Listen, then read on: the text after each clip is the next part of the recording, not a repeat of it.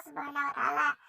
Istighfar juga dapat berarti keadaan kembali pada Tuhan yang Maha Benar, penyesalan dan kesiapan menutupi atau mengganti kekurangan di masa lalu.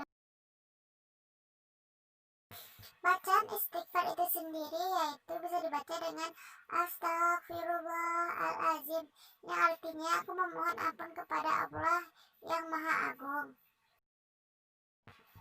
Nah, teman-teman tahu tidak apa itu manfaat beristighfar? Jadi teman-teman, selanjutnya kita akan membahas tentang manfaat istighfar. Yang pertama yaitu menggembirakan Allah. Jadi ternyata dengan beristighfar kita bisa menggembirakan Allah. Kenapa?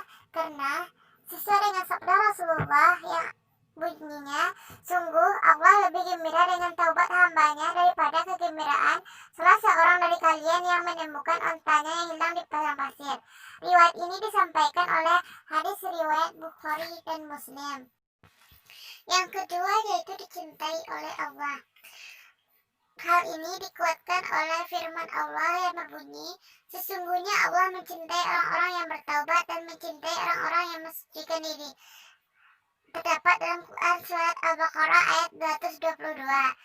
Dan juga sabda Rasulullah yang berbunyi, orang yang bertaubat adalah kekasih Allah. Orang yang bertaubat atas dosanya bagaikan orang yang tidak berdosa. Diriwayatkan oleh hadis riwayat Ibnu Majah. Yang ketiga yaitu meredam azab. Sesuai dengan firman Allah yang berbunyi, dan Allah sekali-kali tidak akan mengazab mereka sedang kamu berada di antara mereka, dan tidak pula Allah akan mengazab mereka sedang mereka meminta ampun. Dalam Quran surat Al-Anfal ayat 33. Jadi Allah tidak akan menghukum suatu kaum apabila dalam kaum tersebut ada satu orang saja yang beristighfar kepada Allah. Yang keempat yaitu membersihkan hati. Sesuai dengan sabda Rasulullah, apabila seorang mukmin melakukan satu dosa, maka tercoretlah noda hitam di hatinya.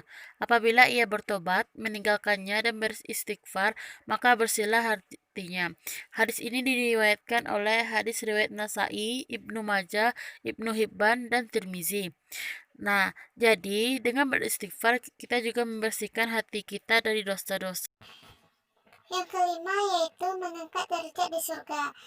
Sesuai dengan riwayat Nabi bersabda, sesungguhnya Allah akan mengangkat derajat seorang hamba di surga. Hamba itu berkata, wahai Allah, dari mana saya mendapat kemuliaan ini? Lalu Allah menjawab, karena istighfar anakmu untukmu. Diriwayatkan oleh hadis riwayat Ahmad dengan sanad hasan. Jadi ternyata dengan beristighfar kita bisa mengangkat derajat orang yang telah meninggal, seperti saat ada keluarga yang meninggal dan kita beristighfar untuk beliau. Yang selanjutnya yaitu adalah hukum membaca istighfar. Jadi teman-teman, dalam membaca istighfar juga ada hukumnya. Dan tadi itu ada yang sunnah, ada yang wajib, dan ada yang haram. Hukum bacaan istighfar yang pertama yaitu wajib. Istighfar sebagai kafarah wajib karena berbuat haram, seperti bersumpah kurang dari 3 kali dan berbuat kefasikan. Selanjutnya hukum bacaan istighfar yaitu sunnah. Mengingat bahwa istighfar paling baiknya doa dan ibadah, maka dalam semua kondisi, terkhusus pada tempat-tempat berikut disunahkan, diantaranya 2 sujud sholat setelah membaca 4 tasbih dan di waktu sahar. Yang terakhir hukum bacaan istighfar yaitu haram.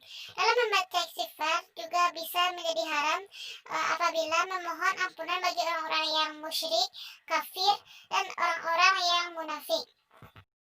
Baiklah, itulah video pembelajaran tentang materi istighfar. Jadi telah menyaksikan. Assalamualaikum warahmatullahi wabarakatuh.